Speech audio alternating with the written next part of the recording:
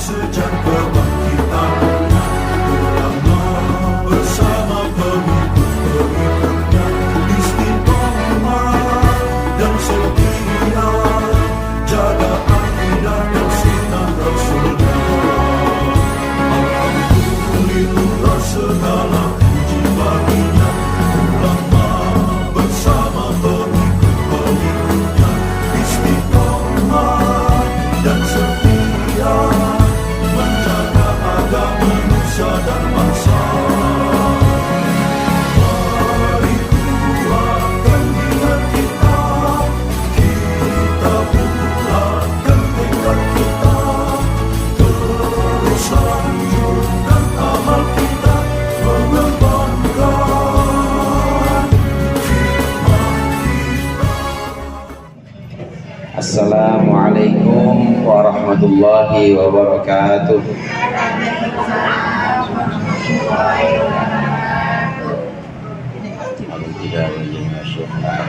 Al-Fatihah.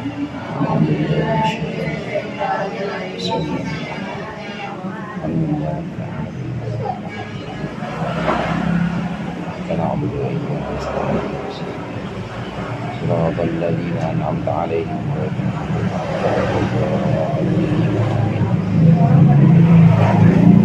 بسم الله الرحمن الرحيم الحمد للمعلم الطلاب ومسهل الخير لمن يتعلم ثم الصلاة والسلام على النبي وآله وصحبه جايوبهم يا ربنا كفر عنا ذنوبنا ووالدينا ولمن هو مسلم ندعوك اللهم علما نافعا من يومنا إلى الحساب يقوم آمين آمين آمين ويا فتاح آمين آمين آمين ويا عليم. Alhamdulillah, alhamdulillahilladzi faqaha man arada lahul khaira fid din wa hadahu sabilal muhtadin. Wassalatu wassalamu ala sayyidil mursalin wa imamil muttaqin sayyidina Muhammadin wa alihi wa ashabihi wa tabi'in, amma ba'd. Fa inna ahsanal hadithi kitabullah wa khairul hadi hadi Muhammadin sallallahu alaihi wasallam wa syarrul umuri muhdatsatuha wa kullu muhdatsatin bid'ah wa kullu bid'atin dhalalah. Segenap jamaah Majlis Ta'lim Majlis Nurul Anam, para ibu hajjah, para ustadzah, hadirat sekalian yang dirahmati oleh Allah. Mari sama-sama kita lanjutkan pengajian kitab Durus Fiqhiyah yang ketiga ini. Mudah-mudahan apa yang akan kita baca menjadi ilmu yang bermanfaat di dunia wal akhirah. Amin ya rabbal alamin. Pembahasan kita melanjutkan tentang fardu-fardunya sholat atau rukun-rukunnya sholat. Sudah ada 3 pembahasan rukun sholat yang kita lalui minggu lalu. Yang pertama, fardunya sholat atau rukun sholat yang pertama yaitu niat. Niat tempatnya di hati, waktunya di awal ibadah. Awal ibadah sholat itu adalah takbiratul ihram, maka niat waktunya saat mengucapkan Allahu Akbar, hati kita aku sholat fardu zuhur dan seterusnya. Niat kita saat wudhu, niat itu tempatnya di hati, waktunya di awal ibadah. Awal ibadah wudhu adalah membasuh muka, maka niat kita saat membasuh muka waktunya. Tempatnya tetap tempatnya dalam hati. Nawaitul wudu'a atau aku niat wudu untuk mengangkat hadas kecil fardu karena Allah Ta'ala. Niat itu tempatnya di hati, waktunya di awal ibadah. Waktu awal ibadah haji itu kapan? Awal ibadah haji itu adalah ketika kita ihram, ngambil mikot. Umroh juga begitu, ketika kita mengambil mikot, maka itulah awal ibadah haji atau umroh, maka niatnya di situ saat di awal ibadah. Tempatnya dalam hati. Jadi kalau tempatnya dalam hati, niat yang kita sering dengar usolli fardhu zuhri atau nawaitu shauma ghadin, itu namanya talaffuz bin niyat. Talaffuz bin niyat itu melafadzkan niat. Melafadzkan niat itu sunnah hukumnya untuk menuntun hati. Untuk apa, Bu? Untuk menuntun hati. Perlu menuntun hati.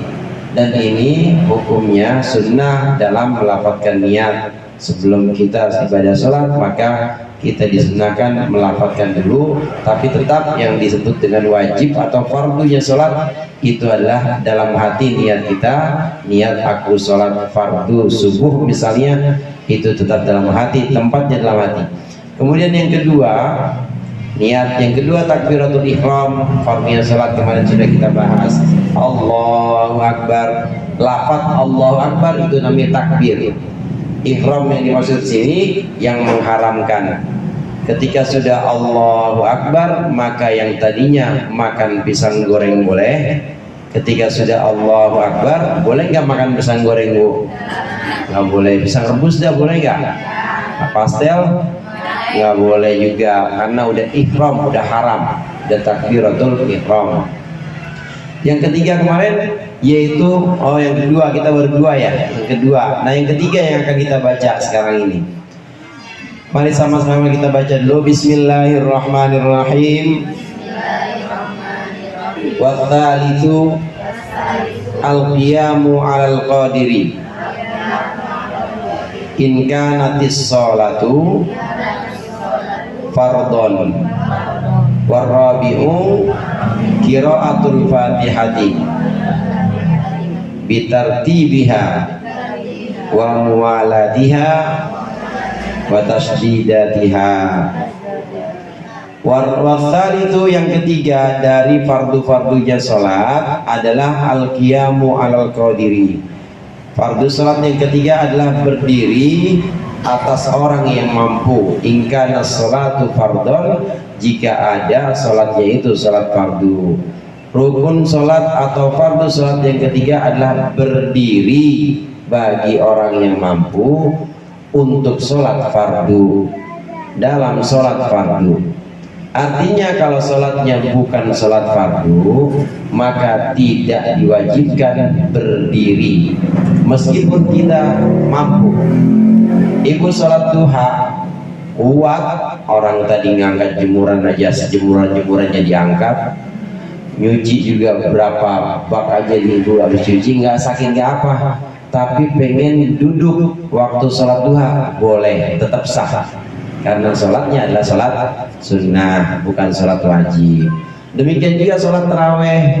Ibu sholat taraweh misalnya karena memang ya kekenyangan, namanya bis buka semuanya dimakan, itu belum makan nasi, baru makan kolaknya ya cuma 3 mangkok, terus esnya es 3 gelas, kenyang, akhirnya mau taraweh, begah banget rasanya kalau buat gerak, akhirnya sholat tarawehnya duduk, sah sholatnya, boleh. Kalau sholatnya bukan sholat fardu, maka tidak diwajibkan diri. Tapi kalau sholat fardu, selama mampu berdiri, wajib berdiri, nggak boleh, nggak sah hukumnya. Orang yang dalam keadaan mampu, sehat, dia memang lagi segar bugar, tapi sholat isya sengaja dia duduk, maka hukum sholatnya tidak sah, karena tidak memenuhi rukun yang ketiga ini. Untuk sholat fardu, wajib berdiri bagi orang yang mampu. Bagaimana dengan yang tidak mampu? Sholat isya, sholat subuh, dia dalam keadaan sakit memang, maka kalau tidak mampu berdiri, ya sudah, tidak ada syarat wajib berdiri. Jadi bagaimana? Duduk boleh. Duduk juga saya pusing Ustaz kalau duduk, liengan kalau duduk, kayaknya lemes banget badan, maka boleh berbaring. Boleh berbaring tidurnya. Berbaring jika masih sulit rasanya, maka boleh terlentang. Yang terakhir apa? Terlentang. Jadi bedanya berbaring sama terlentang begini Bu.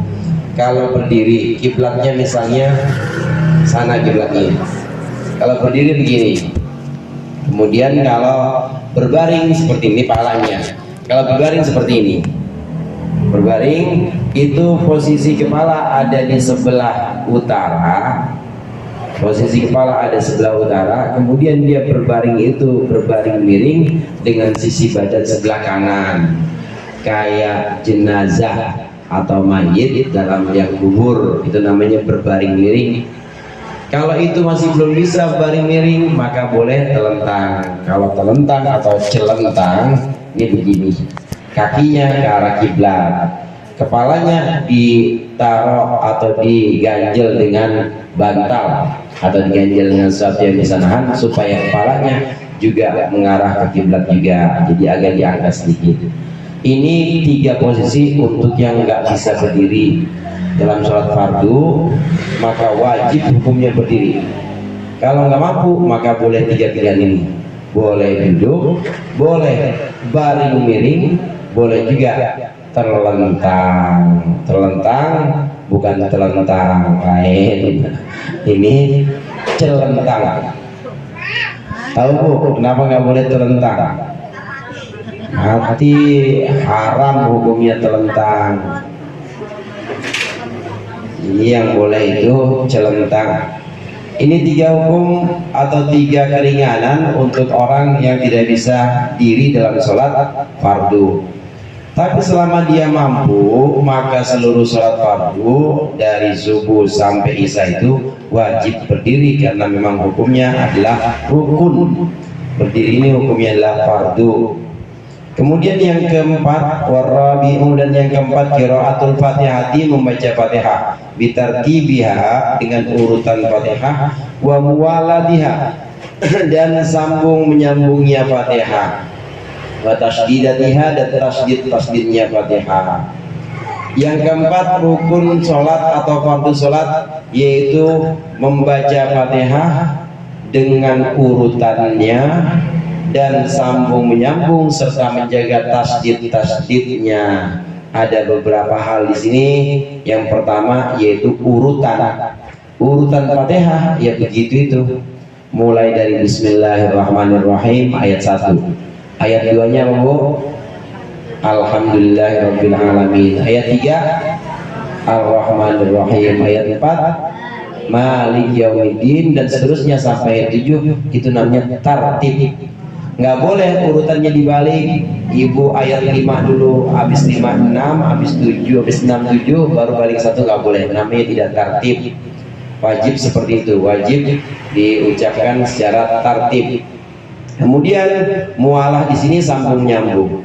Artinya sambung menyambung antara satu ayat Fatihah dengan ayat lain, nggak boleh terpisah jarak kecuali kalau memang ada uzur. Bismillahirrahmanirrahim. Alhamdulillahirabbil alamin. Arrahmanirrahim. Maliki yaumiddin. Iyyaka na'budu wa iyyaka nasta'in. Ihdinas siratal mustaqim.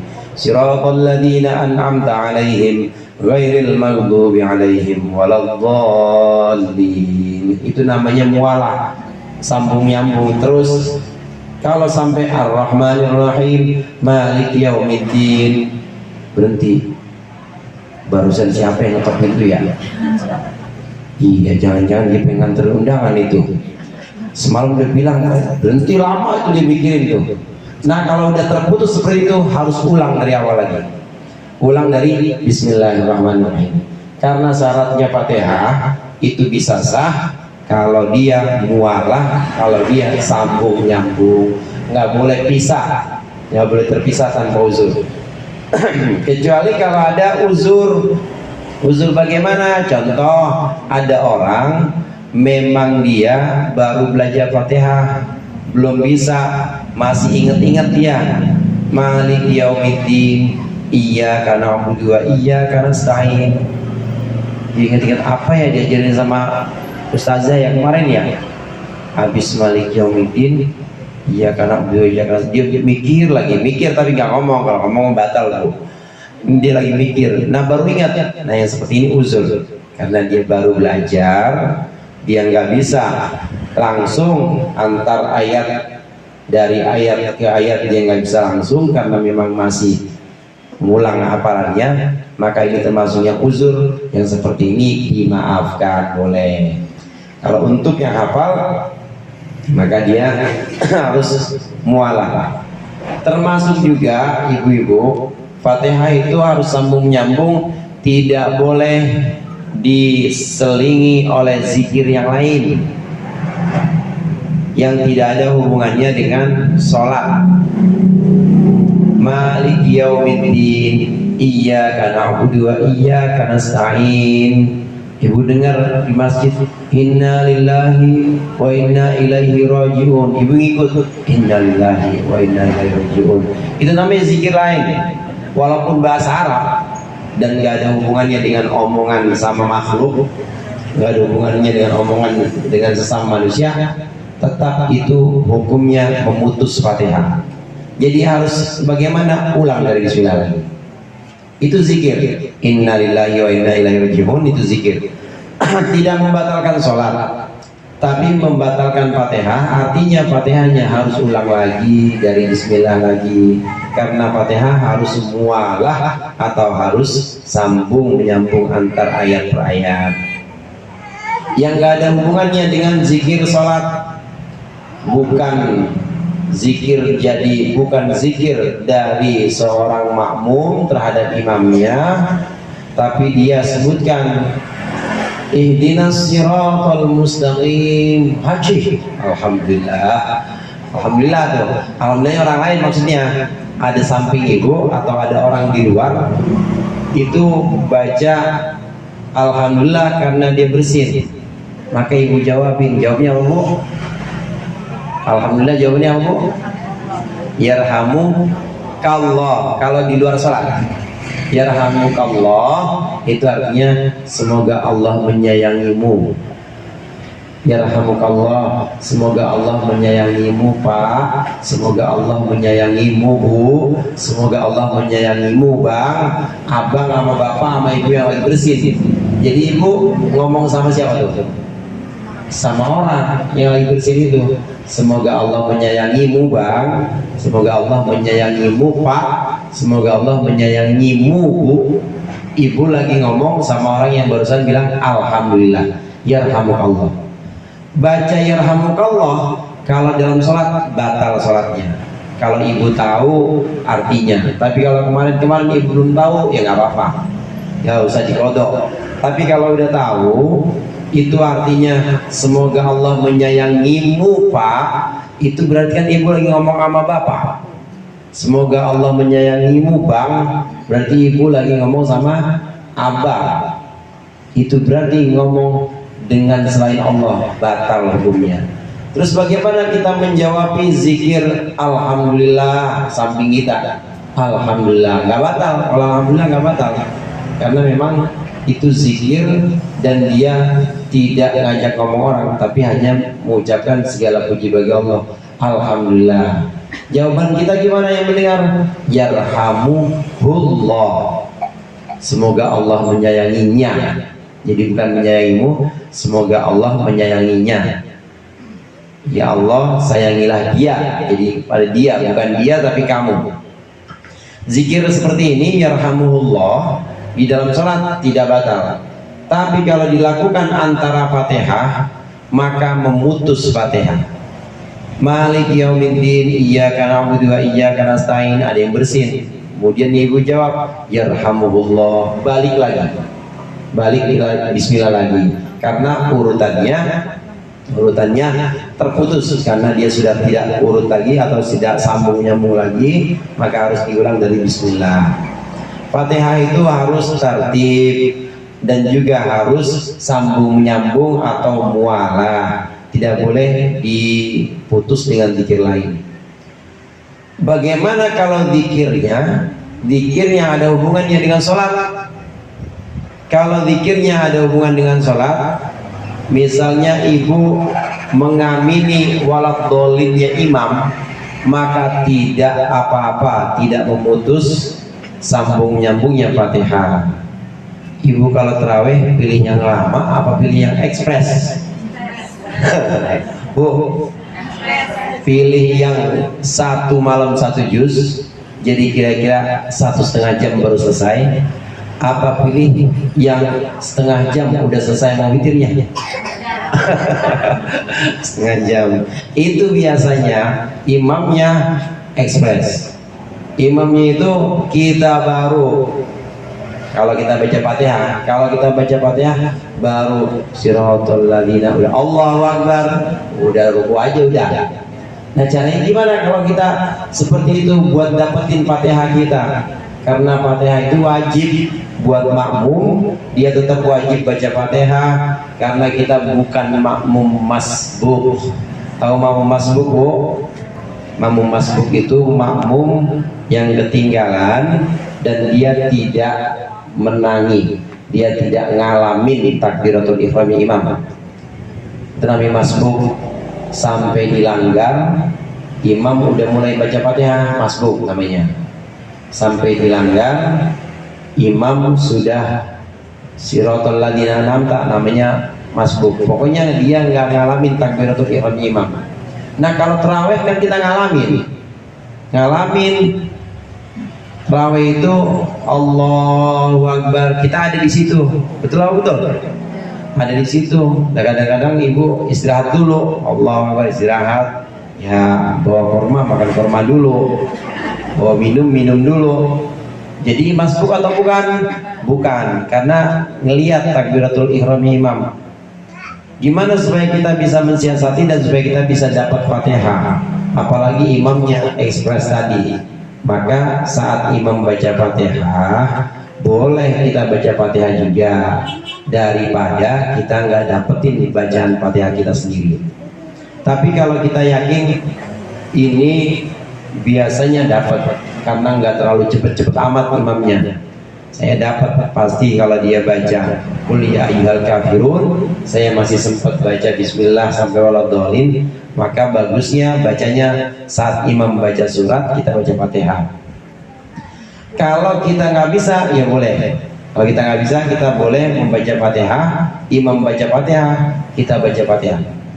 Imam cepet banget lagi tarawih baca Fatihahnya. Ar-Rahmanir-Rahim Maliki Yaumiddin, kita baru mulai Bismillahirrahmanirrahim. Alhamdulillahirabbil alamin. Ar-Rahmanir-Rahim. Pelan aja, nggak boleh kenceng, namanya jadi makmum. Kasihan imamnya kagok nanti. Di siapa ini di belakang kenceng banget. Maliki Yaumiddin, iyyaka na'budu wa iyyaka nasta'in. Waladhdallin. Imam ada waladhdallin. Kita jawabin amin. Kita menjawab waladhdallinnya imam dengan amin. Ini adalah zikir juga. Dan itu zikir yang tidak memutus Fatihah. Waktu kita Ar-Rahmanir-Rahim Maliki Yaumiddin berarti amin, karena menjawab waladhdallin imam, maka langsung dilanjut aja iyyaka na'budu wa iyyaka nasta'in ihdinas siratal mustaqim, boleh, karena itu termasuk zikir yang ada kaitannya dengan sholat. Jadi di sini hal yang kedua dari Fatihah, yang pertama tadi harus urut, yang kedua harus sambung menyambung, nggak boleh terputus dengan zikir yang nggak ada hubungannya dengan sholat. Kemudian yang ketiga, Fatihah dengan tasdid-tasdidnya, artinya dijaga betul. Tasdid itu huruf double, huruf double, jadi harus benar-benar di double hurufnya. Bismillahirrahmanirrahim. Di situ lamnya tasdid, Bismillah, nggak boleh Bismillah, nggak boleh. Ar-Rahman tasdid, Bismillahirrahmanirrahim, rohnya harus double. Kalau kita tasdidnya nggak dijaga, berarti mengurangi huruf Fatihah. Kalau tasdidnya kita kurang, berarti ada huruf yang kurang yang seharusnya dalam Fatihah. Misalnya ada 70 tasdid atau ada 27 tasdid, karena kita tasdidnya kurang, Ar-Rahmanir-Rahim misalnya, maka itu rohnya cuma satu, Rahim rohnya juga cuma satu, maka ngurangin huruf. Kalau ngurangin huruf Fatihah, maka hukumnya juga Fatihahnya tidak sah. Oleh karenanya tajwid atau tahsin, maksud saya tahsin, memperbagus bacaan Al-Quran, ya bacanya juga, kemudian juga sesuai dengan makharijul huruf. Yang huruf shin harus diucapkan shin, yang huruf shad harus diucapkan shad, ha ya harus ha, ha harus ha. Itu perlu sebelum kita belajar yang lain-lain, maka tasdidnya Fatihah, tasdidnya tasyahud, kemudian juga tasdidnya ya Fatihah dan tasyahud itu yang paling penting karena itu rukun. Itu harus benar-benar dijaga. Dulu waktu saya ngaji itu yang pertama kali sebelum baca yang lain, sebelum saya belum mengaji Al-Quran ayat-ayat yang lain, pasti diawali dengan baca dua ini dulu, yaitu baca Fatihah dan baca tasyahud. Tahu ibu tasyahud? Tasyahud itu at-tahiyyatul barakatus sholawatut thayyibatu lillah. Tasdidnya harus dijaga. Fatihah juga begitu. Itu kira-kira 3 bulan belajarnya. Dulu nggak pakai lagu murotal, nggak pakai lagu apa-apa, udah begitu aja. Bismillahirrahmanirrahim. Alhamdulillahi rabbil alamin. Ar-Rahmanir-Rahim. Maliki yaumiddin. Iyyaka na'budu wa iyyaka nasta'in, dan seterusnya. Itu sampai 3 bulan diulang-ulang terus. Ya kalau salah suruh ulang lagi, kalau salah suruh perbaiki lagi. Kenapa harus diulang? Karena ini fardu, ini wajib. Baca Fatihah dengan tasdidnya hukumnya wajib. Kalau Fatihah kurang tasdidnya, maka Fatihahnya tidak sah. Kalau Fatihahnya tidak sah, sholatnya sah nggak bu? Nggak sah juga. Maka harus dipelajari lagi tahsinnya. Tahsin itu mencakup tasdid tadi, dan juga mencakup makhraj huruf. Makhraj huruf, karena ada beberapa kata dalam bahasa Arab yang kalau berubah makhrajnya maka berubah artinya. Kalau disengaja sholatnya batal, kalau nggak disengaja sholatnya tidak batal. Al-Quran nih, Al-Quran kalau disengaja batal sholatnya, kalau tidak disengaja sholatnya tidak batal namun dosa. Contoh huruf ta dan tu pada ayat siratal ladzina an'amta, itu kalau berubah siratal ladzina an'amtu artinya beda. Mengubah harokat atau mengubah makhraj huruf, dan juga bisa terjadi perubahan arti. Kalau sengaja hukumnya batal sholatnya, dosa juga. Kalau tidak sengaja maka hukumnya sholatnya batal saja. Kalau itu bagian dari Fatihah, ada bagian dari Fatihah. Kenapa batal? Karena Fatihah termasuk rukun atau fardu. Ada lagi ha dengan ha, beda. Bismillahirrahmanirrahim. Lafaz jalalah Allah yang ibu sering lihat itu, lafaz jalalah hanya besar. Bismillahir, haknya besar. Ar-Rahman, Ar-Rahim, haknya kecil. Haknya di sini, haknya di tenggorokan, tapi dia agak ke bawah. Ar-Rahmanir-Rahim. Kalau ha ke atas, huruf halak namanya. Huruf halak itu huruf tenggorokan. Huruf halak ada 6. Ada ha, kemudian kha. Ini huruf halak. Ha, kha. Semuanya di tenggorokan. A, hamzah, a. Kemudian ha, tenggorokan juga. 4. Ha, kha, a. Apalagi tadi yang udah saya sebutin? Hamzah, a. Kemudian ain, a. Dan ghain, ga. Itu huruf halak. Ada 6, ada 5 apa 6 yang tadi saya beri? A, Ro, A, Ha, Kho, Ha. Nah ini masing-masing ada tempatnya di sini. Ibu kelihatan nggak tadi saya ngomong? Ini Kho di sini Kho, Ha di sini, Ha di sini, Ha itu paling dalam. Kemudian ada A di sini, semua itu tenggorokan. Ini namanya huruf halak. Ini ada bedanya antara ha dengan ha. Jadi jangan sampai kita mengucapkan alhamdulillah, tapi alhamdulillah.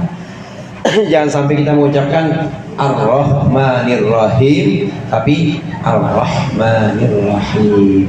Ini pentingnya tahsin atau memperbaiki bacaan Fatihah, karena Fatihah itu hukumnya fardu wajib. Sah tidaknya sholat tergantung dengan bacaan Fatihah. Bacaan Fatihah harus dijaga perihal 3 ini, yaitu urut, sambung menyambung, dan tasydidnya. Yang kelima ar-ruku'u, dan yang keenam wasadisu at-tumaninatu fi. Yang kelima yaitu ruku, dan yang keenam tumaninah dalam ruku. Yang kelima fardunya sholat ruku, yang keenam tumaninah dalam ruku. Apa itu tumaninah? Wahia sukunul a'dha'i bi qadri subhanallah, yaitu antengnya, tenangnya atau diamnya anggota badan seukuran ucapan subhanallah. Itu namanya tumaninah. Yang kelima ruku ya Bu, dengan tumaninah seperti ini. Harus dengan tumaninah. Apa itu tumaninah? Tumaninah itu antengnya atau tenangnya anggota badan dalam ruku, dalam semua rukun sholat yang memang diwajibkan tumaninah. Waladhdallin, amin. Udah baca Fatihah, karena rakaat ke 3, 4 nggak ada suratnya. Allahu Akbar, Sami Allahu liman hamidah. Yang terpenting saat kita sudah berhenti di sini harus ada seukuran subhanallah, subhanallah, Sami Allahu liman hamidah. Ada ketenangan, tumaninah itu tenang. Saat kita berhenti dari gerakan, tenang dulu seukuran subhanallah. Nggak lama. Seukuran subhanallah ya kira-kira tenang 2 detik lah atau 3 detik subhanallah, baru angkat lagi, baru gerak lagi. Oleh karenanya untuk menjaga tumaninah ya kita dianjurkan, disunnahkan baca bacaan yang nanti ada dalam sunnah-sunnah sholat. Waktu baca ruku, ya bacanya subhana rabbiyal azimi wa bihamdi, baca 3 kali. Kalau itu udah dibaca 3 kali pasti tumaninah, pasti dijamin anteng atau diam badannya. Tapi kalau nggak baca itu boleh jadi nggak tumaninah. Bagaimana dengan imam-imam di tarawih? Imam-imam di tarawih saya yakin udah tumaninah, karena sudah seukuran dengan itu. Lakum dinukum waliyadin. Allahu Akbar, Sami Allahu liman hamidah. Udah ada tumaninahnya. Yang penting di sini subhanallah, Sami Allahu liman hamidah. Yang nggak boleh, yang nggak ada tumaninahnya begini Bu. Dia ukuran subhanallahnya dihitung dari sini. Allah, Sami Allahu liman hamidah. Allah terus tuh. Itu namanya tidak ada tumaninahnya. Nggak ada diam, nggak ada diam sejenak seukuran subhanallah. Itu namanya tidak tumaninah. Kalau tidak ada tumaninah ya tidak sah, harus tumaninah. Tumaninah itu diam sejenak seukuran subhanallah. Wasabi'u al-i'tidalu wallahu a'lam bishawab. Mudah-mudahan bermanfaat. Lebih kurangnya saya mohon maaf. Allahul muwaffiq ila aqwamit thoriq. Wassalamualaikum warahmatullahi wabarakatuh.